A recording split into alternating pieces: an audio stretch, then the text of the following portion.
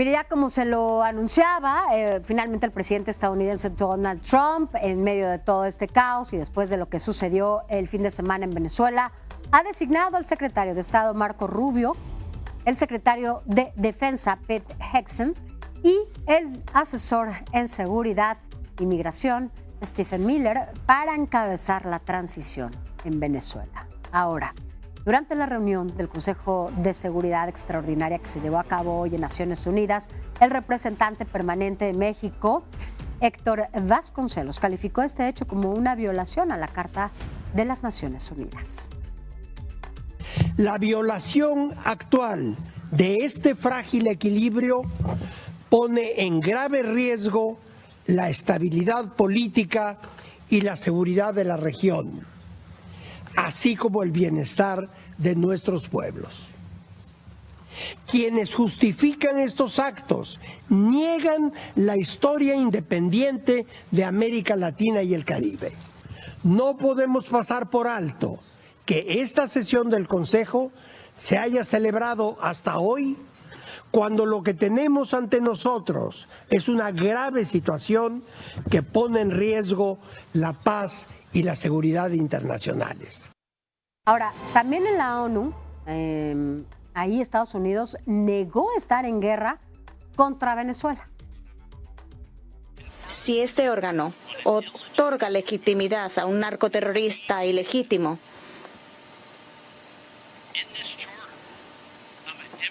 y trata de la misma manera en este salón a un jefe de Estado democráticamente electo, entonces, ¿qué tipo de organización es esta?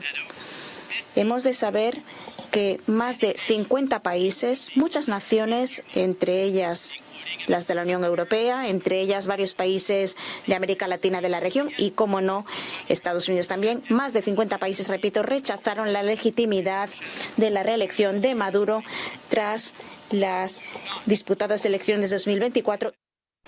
Ahora, para hablar de este tema y de todo lo polémico y las reacciones que ha generado, que si sí, que si no, que los intereses políticos, que los intereses petroleros, energéticos y todo lo que está pasando, un poco para entender a detalle que todo lo que esto provoca. Agradezco que esté conmigo, como siempre, cada lunes, a mi compañero Gerardo Rodríguez Sánchez Lara, quien es profesor de Relaciones Internacionales y Ciencia Política en la Universidad de las Américas, allá en Puebla, y también una pluma nuestra, aquí en el Heraldo de México, y su pluma es El Cuarto de Guerra. ¿Cómo estás, Gerardo, después de este fin de semana caótico? Y bueno, pues esto apenas inicia, ¿no? Con todo lo que viene y las consecuencias.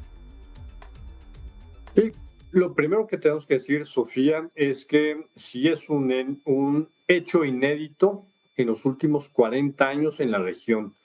Hace 36 años se dio la última intervención militar de Estados Unidos para deponer a un presidente, a Manuel Antonio Noriega, en Panamá. Lo mismo, acusado de narcotráfico. Entonces, no es una cuestión menor. Y el momento geopolítico actual nos da algunas respuestas. Primero, Estados Unidos está perdiendo mucho poder político, económico, diplomático, militar en la región de América Latina y el Caribe.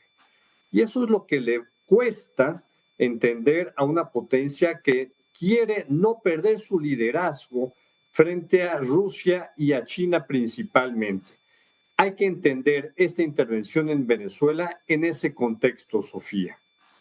Ahora, con todo esto que dices, ¿no? Y este antecedente que ya tenemos, ahora tenemos también un presidente totalmente distinto al que se vivió, ¿no? En esta época que tú nos estás diciendo, si bien es el antecedente, ¿no? Que de alguna manera tiene más coincidencia con lo que se está viviendo en estos momentos, también tenemos a un presidente estadounidense, bueno, pues quiere controlar América, ¿no?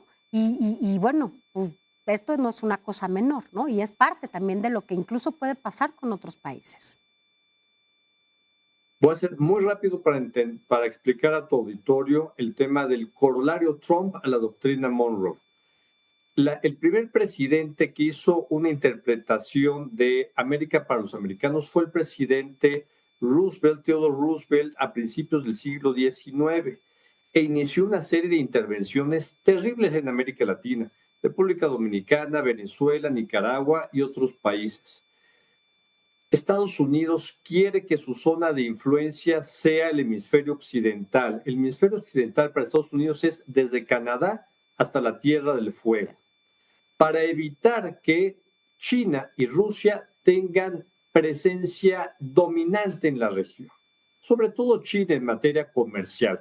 Eso es lo que tenemos que entender. Es una acción militar para mandar un mensaje muy fuerte a los países latinoamericanos y del Caribe, para México y para Canadá, de que Estados Unidos necesita de este continente para mantener su liderazgo global. Y es muy concreto. Cuando haya licitaciones para construcción de infraestructura estratégica en algún país de América Latina, se debe de privilegiar a empresas americanas. Ese es. No es muy complicado interpretar la nueva estrategia de Estados Unidos, sacar a Rusia y a China del continente americano, y esta fue una demostración de fuerza muy importante. La operación táctica operativa para sacar del poder a un presidente legítimamente o no legítimamente electo, una demostración de poder y de capacidad militar espectacular de Estados Unidos. Ahora dime una cosa, Trump está muy seguro que no va a haber consecuencias con Rusia y con China. No. ¿Tú lo crees? No, inclusive China no se va a salir de América Latina.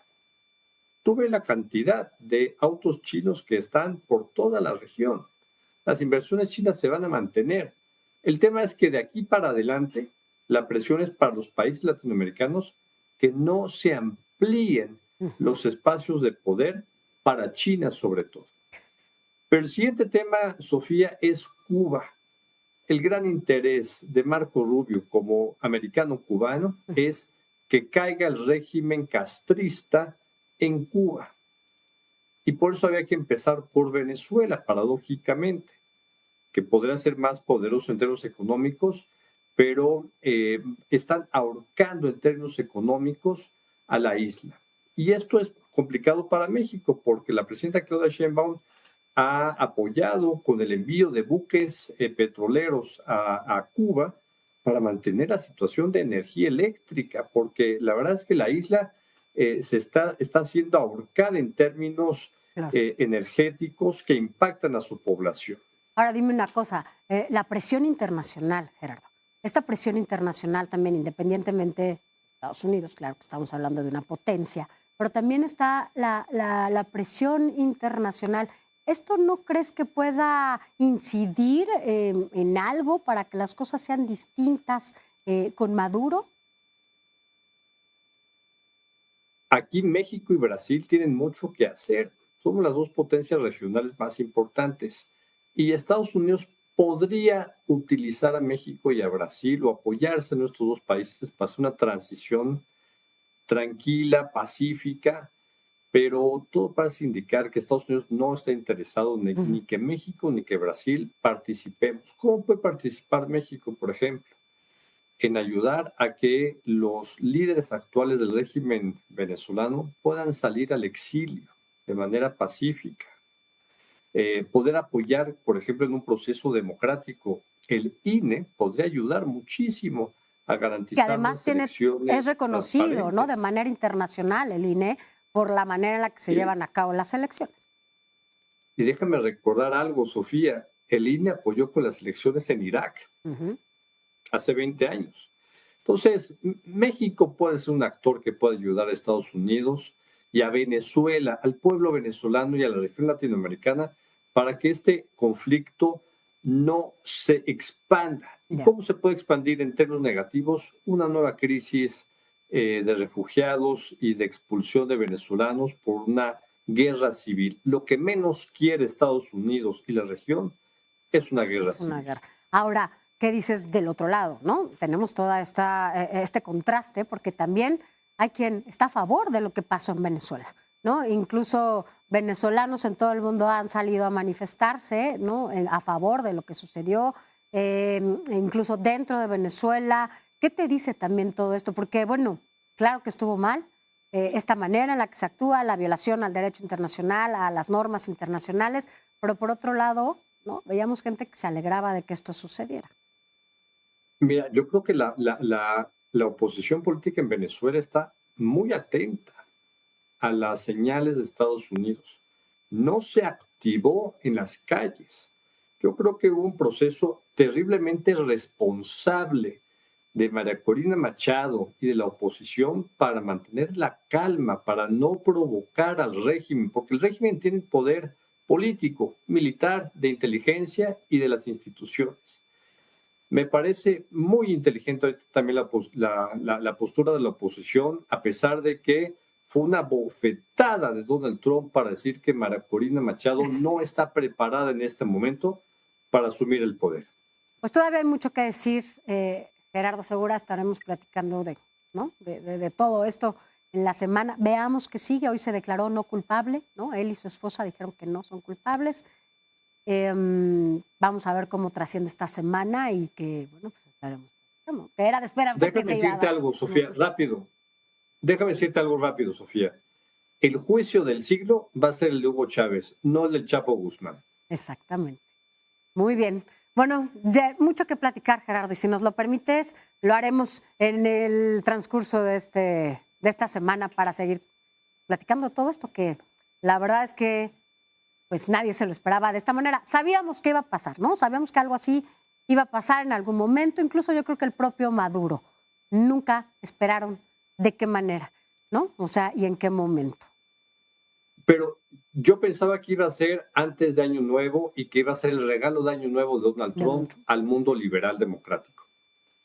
Pero el propio jefe del Estado Mayor de Estados Unidos dijo que no había las condiciones. Hubo algo ahí que impidió que se hiciera el operativo antes de Año Nuevo. Hablaban del clima, ¿no? Y que el clima no les había ayudado a llevar a cabo esta operación. Sin embargo, bueno, pues sabemos que no son muy meticulosos para llevar a cabo estas operaciones. Pero por lo pronto, feliz año. Te mando un abrazo. Hasta allá, hasta Puebla. Gracias, Sofía. Saludos. Gracias, Gerardo. Bueno.